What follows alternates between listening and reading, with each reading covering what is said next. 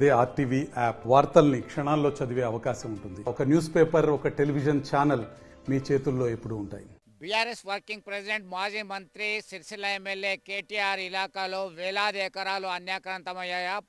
ప్రభుత్వ భూములు పట్టాలు పొంది దర్జాగా అనుభవిస్తున్నారా అంటే అనువనే సమాధానం వస్తుంది. గత 10 ఏళ్ల కాలంలో ఇటు మంత్రి అండదండలు అలాగే రెవెన్యూ అధికారుల ప్రోత్సాహంతో కేటీఆర్ ముఖ్యాంశాలు పట్టా పొందారు. దానికి సంబంధించి రైతు బంధు సైతం తీసుకుంటారని చెప్పేసి గ్రహించడం జరిగింది. స్థానికులు ఇచ్చినటువంటి ఫిర్యాదు మేరకి అధికారులు కొరడా జులింపించారు. దాదాపు 280 ఎకరాలని మళ్ళీ తిరిగి ప్రభుత్వ పరం చేశారు. ఇప్పుడున్నటువంటి కలెక్టర్ సందీప్ కుమార్ ఝా ఇటీవల కాలంలో సిరిసిల్ల జిల్లా తంగలపల్లి మండలానికి చెందినటువంటి మిట్టపల్లి పద్మ తన 2 ఎకరాల భూమిని ప్రభుత్వానికి అప్పగించడం జరిగింది. దానికి సంబంధించినటువంటి వీడియో సైతం వైరల్గా మారింది. ఇప్పటికే ముఖ్య అంశాలని కొన్ని అరెస్ట్ చేయడం జరిగింది. బెయిల్ పైన అతను బయటకు వచ్చారు. ఎవరైతే గతంలో రెవెన్యూ అధికారులు అలాగే ముఖ్య అంశాల మధ్య మంచి సంబంధాలు ఉన్నాయి. ఆ కాలంలోనే ఇటు ఎల్లారెడ్డిపేట, గంభీరావుపేట, ముస్తాబాద్, పోత్గల్, తంగలపల్లి, సర్దార్పూర్ లాంటి ప్రాంతాల్లో కొన్ని వ్యవసాయ భూములను సైతం నాలా కన్వర్షన్ చేసి పారిశ్రామిక ప్రాంతాలుగా ఉపయోగించుకుంటున్నారు. ఇతర లావణి పట్ట అంతా కూడా అసైన్ భూములను మొత్తం కబ్జా చేశారు. కబ్జా కూరల్లో చిక్కుకుంది అని చెప్పేసి కొరడా జూల్పిస్తున్నటువంటి పరిస్థితి ఒకవైపు ఉంది. మొత్తం మీద తిరిగి ప్రభుత్వానికి అప్పగించండి, మీ భూమిని అయితే మీరు ఉంచుకోండి, లేదంటే ప్రభుత్వ భూమిని మీరు అనుభవిస్తున్నారు, మా దగ్గర రికార్డులు ఉన్నాయి, అక్రమాలకు పాల్పడ్డారని అధికారులు హెచ్చరికలు జారిస్తున్నారు. అయితే లీగల్ టీంతోని కేటీఆర్ తన అంశాలకి గతంలో ఎవరికైతే ఇవ్వడం జరిగిందో వాళ్ళందరికీ అండగా ఉంటానని చెప్పి ఆయన స్పష్టం చేయడం జరిగింది. న్యాయ పోరాటానికి సిద్ధంగా ఉన్నాం, ప్రభుత్వం కక్ష సాధింపు ధోరణితో వ్యవహరిస్తుంది, కేటీఆర్ కేవలం నా అంశాలు అనేటువంటి ఉద్దేశంతో వాళ్ళ మీద చర్యలు తీసుకోవడానికి ముందుకొచ్చారు, కక్ష సాధింపు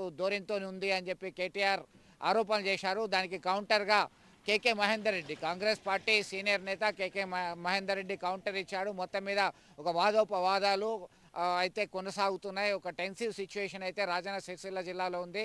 గతంలో అంటే ఇక్కడ ఉన్నటువంటి అనేక ప్రాంతాల్లో సిరిసిల్ల నియోజకవర్గ పరిధిలో ఇటు ముస్తాబాద్, గంభీరావుపేట్, వీర్నపల్లి, తంగలపల్లి, సిరిసిల్ల పలు మండలాలన్నీ కూడా కవర్ అయ్యాయి. దీనిలో ఉన్నటువంటి పలు గ్రామాలకు చెందినటువంటి ముఖ్య అంశాలు ప్రభుత్వ భూమిని దర్జాగా కబ్జా చేసి అనుభవిస్తున్నారు. వారు ధరణిలో ఎన్రోల్ చేసుకున్నారు, ఆ తర్వాత రైతు బంధు పొందుతున్నారు. ఇటీవల కాలంలో వాళ్ళు లీగల్గా రైట్స్ పొందుతున్నటువంటి వ్యవహారాన్ని వెలుగులోకి తీసుకొచ్చారు. కొంతమంది రెవెన్యూ అధికారుల మీద చర్యలు చేపడుతున్నారు. ఇటీవల కాలంలో ఇటు చందుర్తి మండలానికి చెందినటువంటి గతంలో ఎంఆర్ఓగా చేసినటువంటి నరేష్ని అరెస్ట్ చేశారు స్థానిక పోలీసులు. ఇదంతా ఒక టెన్సివ్ సిచ్యువేషన్ అయితే క్రియేట్ చేయడం జరిగింది. గతంలో ఎవరైతే అధికారుల అడుగులకి మడుగులు వస్తారో వాళ్ళ చెప్పినట్టు విన్నారో రెవెన్యూ అధికారులు, వారంతా కూడా అయోమయంకి గురవుతున్నారు. ఎప్పుడు ఏం జరుగుతుందనే టెన్షన్లో వాళ్ళతో ఉన్నారని చెప్పేసి సమాచారం ఉంటుంది. మొత్తం మీద ప్రభుత్వంకి చెందినటువంటి భూమిని ప్రభుత్వానికి అప్పగించామని చెప్పి ముందుకొస్తున్నటువంటి వారి సంఖ్య సైతం పెరుగుతుంది. 280 ఎకరాలు ఇప్పటికే ప్రభుత్వానికి స్వాధీనం చేసినట్టుగా జిల్లా కలెక్టర్ అధికారికంగా ఇచ్చినటువంటి సమాచారాన్ని పెట్టుకోవచ్చు. ఈరోజు స్థానిక శాసనసభ్యులు మాజీ మంత్రివర్యులు టీఆర్ఎస్ పార్టీ వర్కింగ్ ప్రెసిడెంట్ అయిన కేటీఆర్ గారు యథాలాపంగా మళ్ళీ తూక జారిపడ్డట్టు అప్పుడప్పుడు వస్తుంటాడు. అట్లనే వచ్చింది వారు కూడా ఆయనే అధికారంలో ఉన్నప్పుడు కానివ్వండి, ఈ ప్రాంతానికి నేను ప్రజాప్రతినిధి అన్న ఇంగిత జ్ఞానాన్ని మర్చిపోయినట్టున్నాను. బహుశా ఎప్పుడో ఒకసారి తూక జారిపడ్డట్టు వచ్చుకుంటూ పోతాడు. ఇవాళ కూడా మళ్ళీ గద్దెనే వచ్చినట్టున్నాడు. స్థానిక ప్రజలు నన్ను, సిరిసిల్ల నియోజకవర్గ ప్రజలు నన్ను ఓట్లేసి గెలిపించిండు, నేను వారికి అందుబాటులో ఉండాలి, వారి కష్ట సుఖాల్లో నేను పాల్పంచుకోవాలనే ఇంగిత జ్ఞానాన్ని వాళ్ళు మర్చిపోయి ప్రవర్తిస్తూనే ఉంటుండ్రు.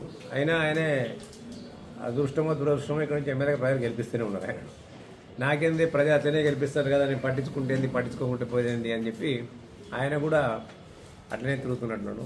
ఇలా వస్తూ ఇక్కడ కొన్ని కామెంట్ చేయడం జరిగింది. వాళ్ళు నేను ఒకటే చెప్తున్నా, వారికి తాటాకు చప్పుళ్ళకు కుందేలు బెదిరాయి.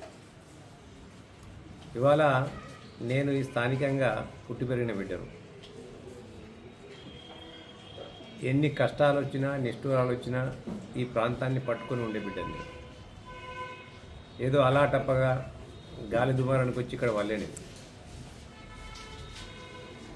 ఏ ఆనవాళ్ళు తీసుకున్నా ఏం చేసుకున్నా మా తాత ముత్తాతల ఆనవాళ్ళన్నీ కూడా సిరిసిల్ల నియోజకవర్గంలోనే ఉంటాయి కదా. ఏదో గాలి దుమారం అయ్యసాటు బిడ్డగానో లేకుంటే ఉద్యమం పేరు మీదనో వచ్చి ఇక్కడ నేను ఊడిపల్లే. మీ నాయన బెదిరిస్తేనే నేను బెదిరలే. మీలాంటి గాలి మాటలకు నేను భయపడుతున్నా వాళ్ళ. నిజంగానే నువ్వు తప్పులు జరగలేదనుకో, తప్పులు జరగకుంటే ధైర్యంగా విచారణ అధికారులను ఎదుర్కోవాలి. విచారణ సంస్థలు నిన్ను పిలిచినప్పుడు ఆ సంస్థల ముందు హాజరు కావాలి. నీ యొక్క ఆరోపణలు ఏ విధంగా నిరాధారమైనయో నిరూపించుకునే ప్రక్రియ చేపట్టాలి. వాటికి కావాల్సిన ఆధారాలను సేకరించి వాటిని ఆ విచారణాధికారి ముంగట నీవు సమర్పించాలి, విన్నవించుకోవాలి.